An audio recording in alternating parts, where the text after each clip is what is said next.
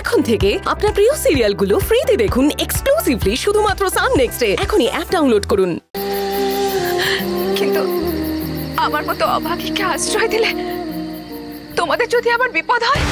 কল্যাণী দিদি, এতগুলো বছর না বিপদ মাথায় নিয়েই বাঁচলাম, তাই বলে অন্যায় দেখলে তার প্রতিবাদ করব না, তা কি করে হয় বলো? অন্যায় দেখলে তার প্রতিবাদ করা উচিত। স্বার্থপরের মতো তো শুধু নিজের কথা ভাবলে চলবে না। হ্যাঁ শীতল, ঠিক তাই। তুই খালি খুঁজে বেড়া কোথায় কে অন্যায় করছে, কে অবিচার করছে। মায়ের কথা তো ভাবতেই হবে না। মা শুধু ঘরে ঘরে বসে চিন্তা করুক, কাঁদুক, মায়ের কথা একবারও ভাবতে হবে না। দাঁড়া না, এইবার তোকে ঘরে বেঁধে রাখার উপায় আমি ঠিক বের করব, তুই দেখিস। আচ্ছা বেশ, তুমি না হয় আমাকে পরে বাড়িতে বেঁধে রেখো। এখন তো আমার দেরি হয়ে গেছে, যেতে হবে মায়ের থানে। কত কাজ পড়ে আছে বলো তো, আমি চললাম।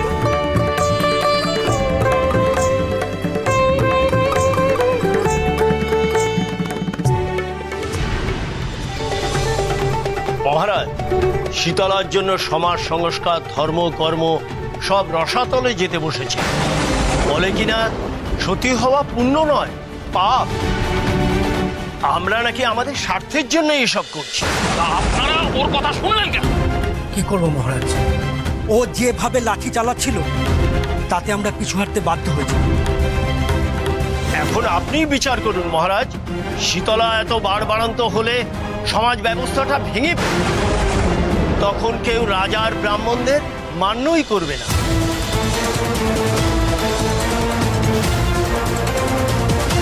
শীতলাই সবাইকে উস্কাচ্ছে। বিচার তো আমাকে করতেই হবে। প্রথমেই ওই সতীকে শীতলার হাত থেকে ছিনিয়ে আনতে হবে, প্রমাণ করে দিতে হবে রাজশক্তির কত ক্ষমতা। বাবা আমাকে অনুমতি দাও, ওই শীতলাকে উচিত শিক্ষা দিয়ে আসি। ও যা করেছে তার রাজবিদ্রোহের সমান। আমি সবটা বুঝতে পারছি।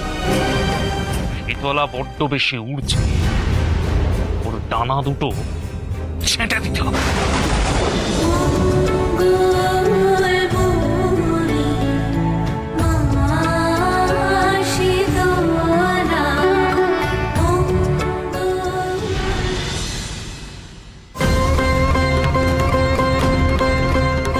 শীতলা!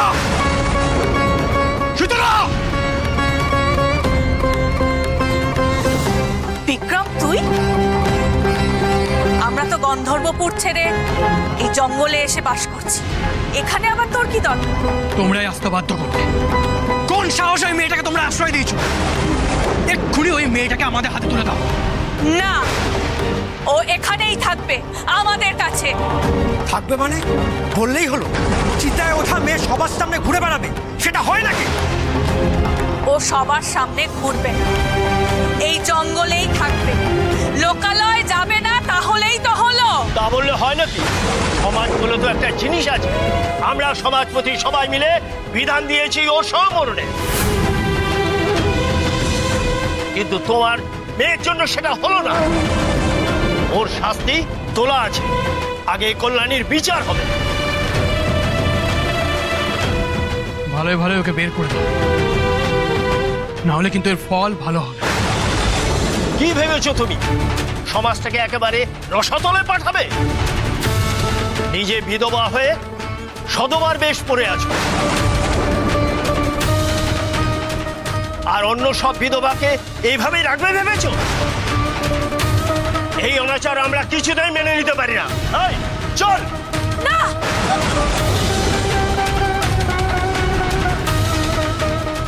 যাও।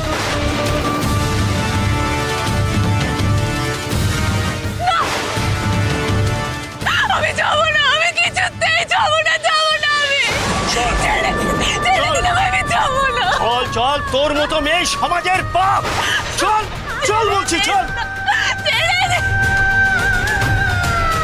চল চল বলছি। নিয়ে চলো একে গন্ধর্বপুরের বিচার। রাজপুত্র, আমরা চাই ওর দৃষ্টান্তমূলক শাস্তি হোক, যাতে কোনো মেয়ে আর সহমরণে যেতে আপত্তি না। ঠিক, চলো। ছেড়ে দাও, ছেড়ে দাও, ছেড়ে দাও। চল চল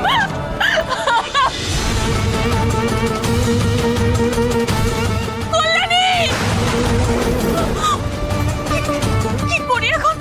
কি করে আটকাই ওদের? শীতলা, এক্ষুনি শীতলাকে বলতে হবে। শীতলা! শীতলা! শীতলা! শীতলা! কি হয়েছে মা, তুমি এখানে? সর্বনাশ হয়ে গেছে শীতলা। বিক্রম আর সমাজপতিরা এসে জোর করে কল্যাণীকে ধরে নিয়ে গেছে। কি? হ্যাঁ রে, ওখানে ওর বিচার হবে, হয়তো ওকে পুড়িয়ে মারবে। আমি অনেক চেষ্টা করলাম, কিন্তু কিছুতেই ওদের আটকাতে পারলাম না। না, এই অত্যাচার বন্ধ হওয়া দরকার। আমি কল্যাণী দিদির কোনো ক্ষতি হতে দেব না। কিন্তু কিন্তু শীতলা, ওদের যে অনেক লোক বল, অনেক সৈন্য সামন্ত, আর আমার সঙ্গে ন্যায় সুবিচার।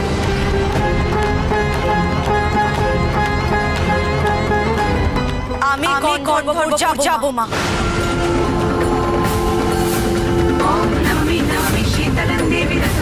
যে করেই হোক আমি কল্যাণী দিদিকে ফিরিয়ে আনবই। তার জন্য যদি আমাকে প্রাণ দিতে হয়, আমি পিছু পা হব না। বিক্রম দাদা, আসছে গন্ধর্ব, প্রস্তুত হও।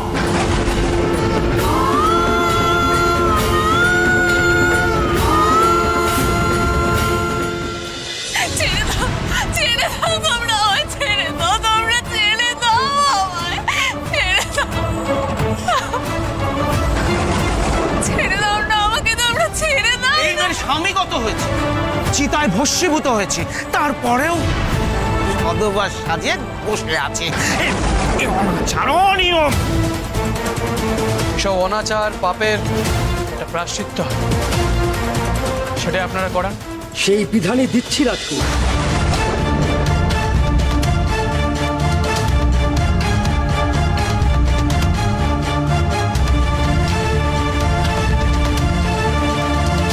এই চিতায় পালানো মেয়েকে কঠিন সাজা পেতে হবে।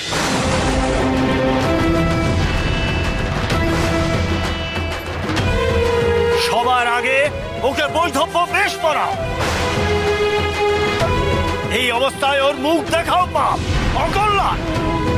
ওর শাখা পলা ভেঙে সিঁদুর মুছিয়ে চুল কেটে সাদা থান পড়া।